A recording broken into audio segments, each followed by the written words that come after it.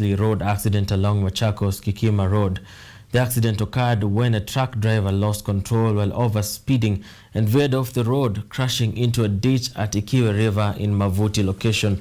Makueni Majority Leader Chalo Mumo, who witnessed the incident, insisted the need of the government to ensure the road has bumps to reduce the speed of the vehicles which use that route while heading to Makueni County. Nikiwa kwangu kwa mboma yangu hapo nimeiona hiyo lori venye imetoka kwa barabara.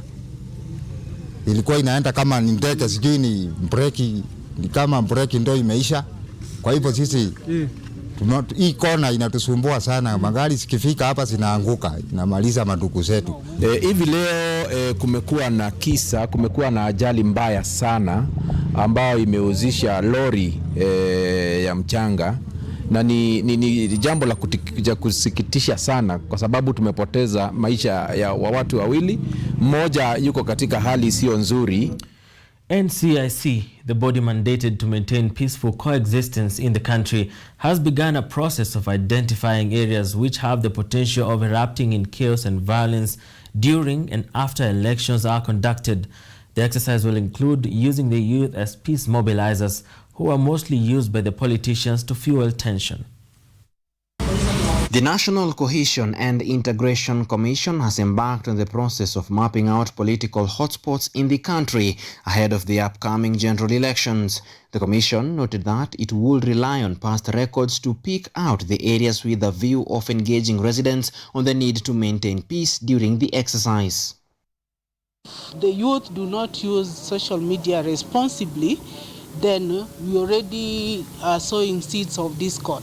Because whenever there are political mobilization, contestations, they first begin through the WhatsApp platform, the Twitter handles, the Instagram, and name it. There are so many other platforms. This came as the Commission expressed its concern over the ongoing hate speech by politicians a year before the next general elections. According to the Director of Programs in NCIC, Millicent Okach, the Commission was aware of areas most affected by elections in the country. NCIC will, however, conduct fresh exercises across the country in a bid to avert chaos before, during, and after the elections. On the other hand, social media has been identified as a tool for hate speech, which is the greatest challenge the Commission is facing. Tunaona tutakuwa na changes katika jamii na pia tunaona mabadiliko. Sisi tukiamka tukue mabalozi, tukwenda kufunza wana youth, tuende tutembee, tutangaze injili ya peace.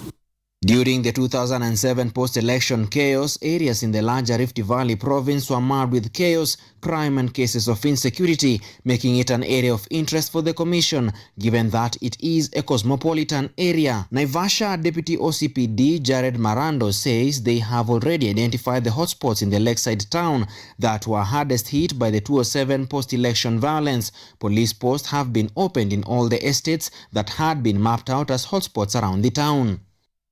We have done mapping of hotspot areas, including Kapati, Karakta, Kihoto, Kamere, and the Naivasha town itself.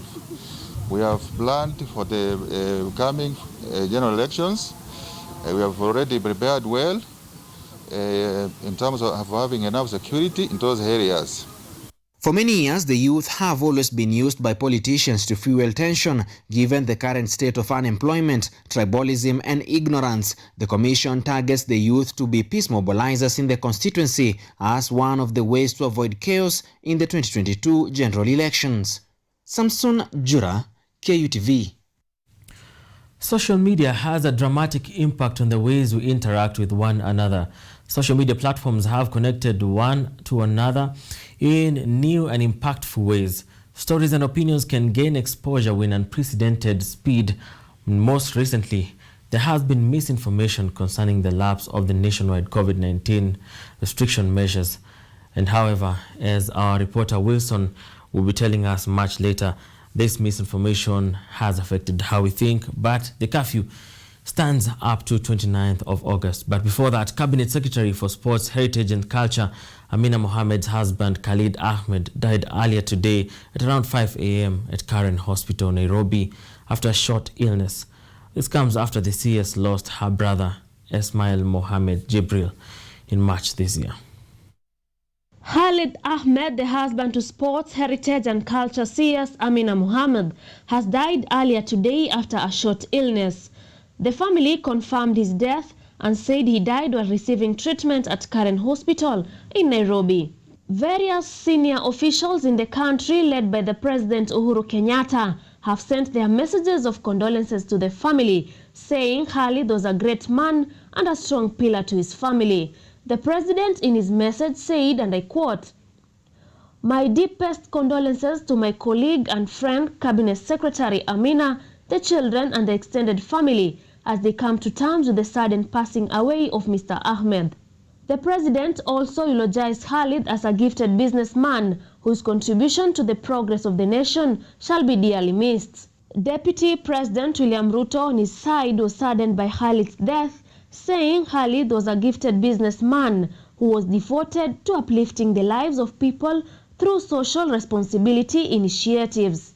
ODM leader Raila Odinga, together with Mama Ida, also sent their message of condolences to the family, wishing them that God grant the family fortitude to bear the loss.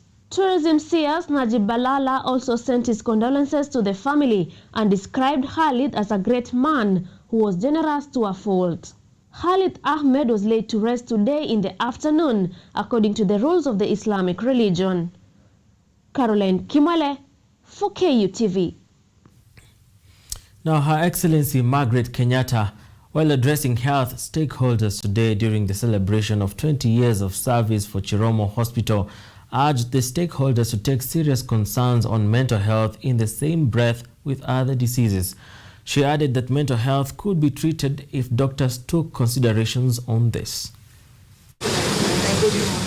First Lady Margaret Kenyatta on Thursday appealed for greater national focus on mental illnesses by stakeholders in the health sector. The First Lady said mental health should be given the same priority as other medical conditions, noting that with proper attention, mental illnesses are treatable. Mental health includes our emotional, psychological, and social well-being. It affects how we think, feel, and act. It also helps determine how we handle stress, how we relate to others, and how we make life choices.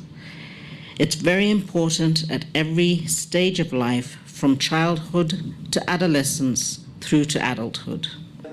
Her Excellency stated that there was an increase in the number of affected patients of mental health in the country, especially during this pandemic, and added that there was a need to address this issue.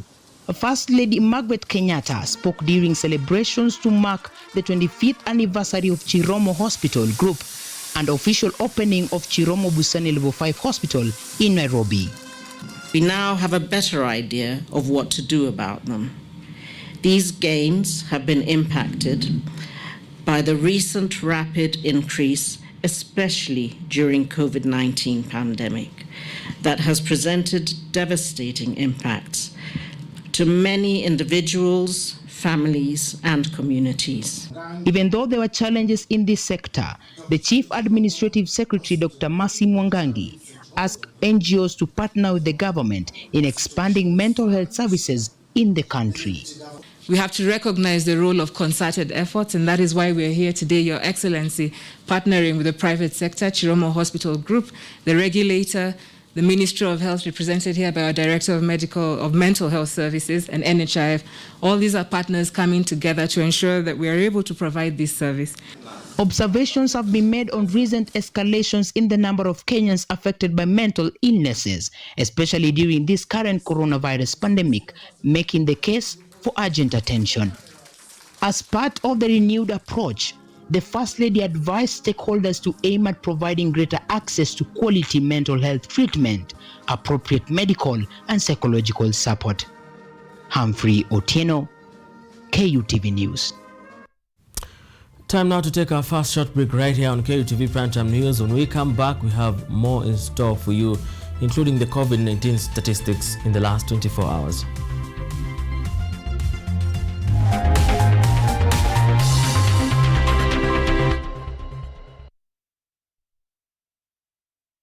Nestruck Developers Limited is giving you a chance to own 40 by 80 plots in Mudhara, only 9 kilometers from Thika Superhighway. Mudhara Phase 2 plots are going for 450,000 shillings cash price offer of 499,000 when you pay in 6 months installments. We also have 8-acre plots in Wakili Mambogo Phase 4 project, 500 meters off Tala Oldonyo Sabuk Road, as currently being tarmacked. The plots are going for 289,000 cash price offer and 299,000 if you pay in 6 months installments. We have free site visits daily. You can visit us at TP